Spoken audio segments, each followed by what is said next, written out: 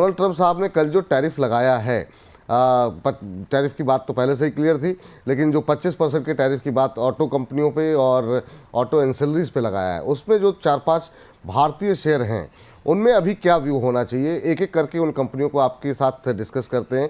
शुरुआत दिग्गज company Tata Motors के साथ, चलिए खबर भी आ गई कि ऑटो मेकर्स को जो है अब लागत बढ़ने का खतरा और बिक्री घटने का जो है डर है, इसके चलते आज हम देख रहे हैं कि दबाव जो है देखने को मिल रहा है। तो सर शुरुआत टाटा मोटर्स के साथ करना चाहेंगे कि कैसे देख रहे हैं आप, आज 5% की बड़ी गिरावट बाजार के इस दिग्गज शेयर में देखने को मिल रही है। हालांकि अब लोअर लेवल से थोड़ा थोड़ा रिकवरी जो है आनी शुरू हो गई है टाटा मोटर्स के अंदर। आपकी टिप्पणी क्या होगी, अभी क्या करना चाहिए इस गिरावट में? देखो, जो भी कंपनियां ग्लोबली एक्सपैंड हुए हैं और जिसका एक्सपेंशन ज्यादा यूएस में है, तो उनको थोड़ा सा दिक्कत तो होगा ही। बट अपने को ये भी देखना चाहिए कि टाटा मोटर्स का एग्जैक्ट एक्सपोजर टू यूएस कितना है।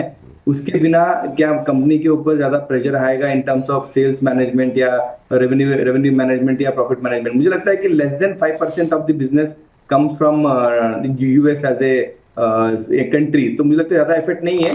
आज की तारीख में जो बड़ी कंपनियां होती है, ऑब्वियसली उनमें एक सेलिंग प्रेशर बनता है, तो वही एक कारण से टाटा मोटर्स थोड़ा सा प्रेशर में आ चुका है। तो आई थिंक अगर किसी को ये अपॉर्चुनिटी के हिसाब से अगर किसी को लेना है, तो आई थिंक टेक्निकल लेवल्स पे थोड़ा वेट एंड वॉच करना चाहिए, बिकॉज अगेन अप्रैल 2 तक अपने को we should continue to see how markets will react. तो आई थिंक 640-650 के रेंज में अगर कोई भी कारण से टाटा मोटर मिलता है, तो I will be a net buyer for long term.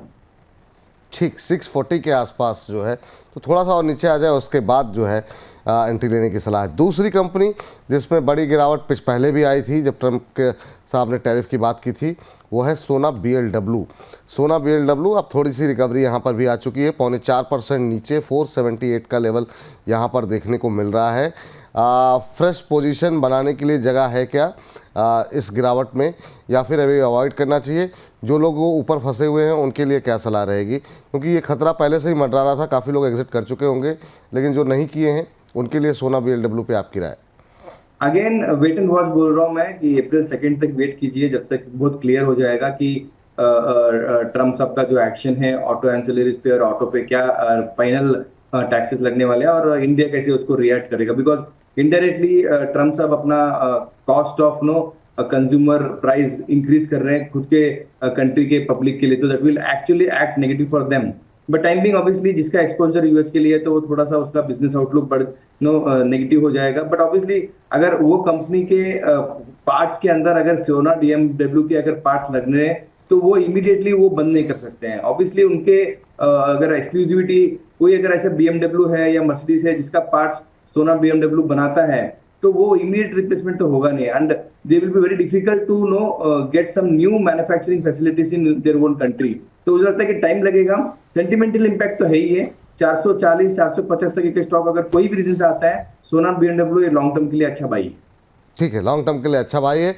अगली कंपनी स्क्रीन पर लेकर के आते हैं जिसमें कि सबसे शार्प रिकवरी जो है इंट्राडे में देखने को मिली है इन इम्पैक्ट वाले शेयरों में, वो है संवर्धना मदरसन। अब जो है गिरावट महज 2.5% के आसपास की रही है। इसका इंट्राडे चार्ट अगर हो सके तो दिखा दीजिए। 131 के आसपास अब ट्रेड करता हुआ, और ये एक समय जो है हमने देखा कि 124.73 का लो लगाने के बाद तो ठीक ठाक रिकवरी आ गई है। देखिए आप, शानदार रिकवरी है संवर्धना मदरसन में, इंट्राडे हाई पे ही इस समय ट्रेड करता हुआ। सर क्या टिप्पणी रहेगी संवर्धना मदरसन? इसका भी इंटरनेशनल मार्केट में एक्सपोजर है, एक निश्चित आय जो है उनकी जो है अंतर्राष्ट्रीय बाजार से, खासतौर से यूएस से आती है, मैक्सिको खासतौर से। आपकी टिप्पणी क्या होगी? जैसे मैंने इमीडिएटली बताया आपको, जो पार्ट्स एक्सक्लूसिविटी है जिस गाड़ियों में लगने वाला है, उसको रिप्लेसमेंट करना मुश्किल ही है।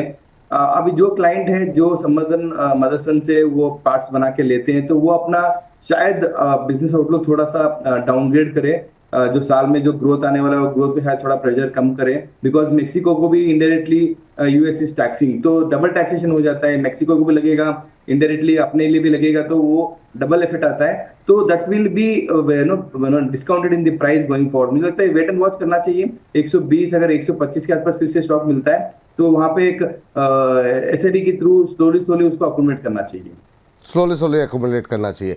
अगली कंपनी लेकर के आते हैं स्क्रीन पर, और वो जो है भारत फोर्ज पे जो है बातचीत कर लेते हैं।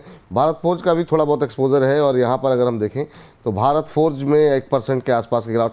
हालांकि ये सभी शेयर जो है, ये अच्छी बात है कि रिकवरी अब दिखा रहे हैं।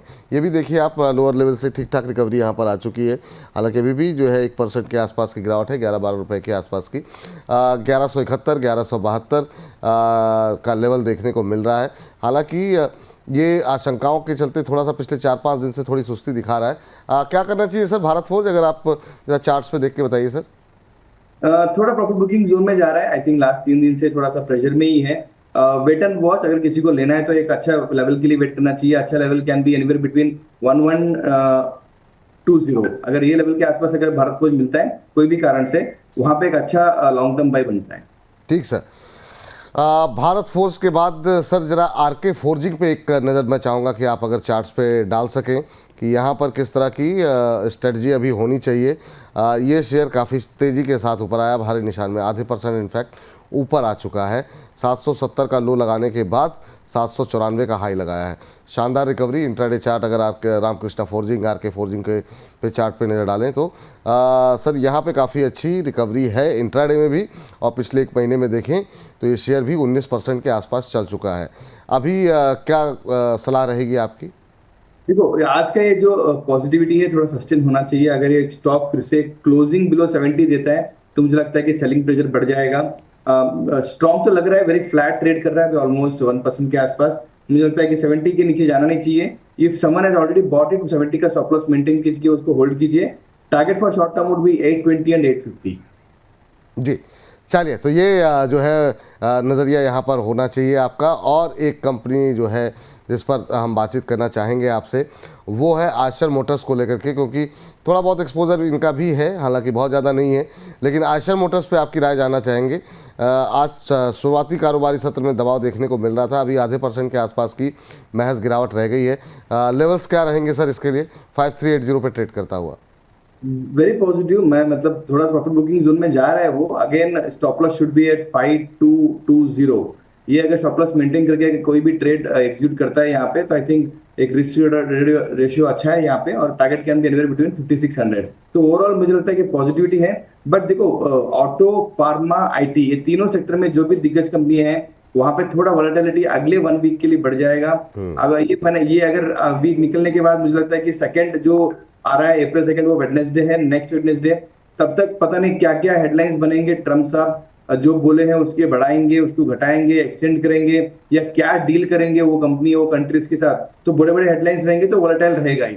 तो अगर कोई कंजर्वेटिव इन्वेस्टर है, ट्रेडर है, तो better not to do any trade right now in auto, IT as well as pharma.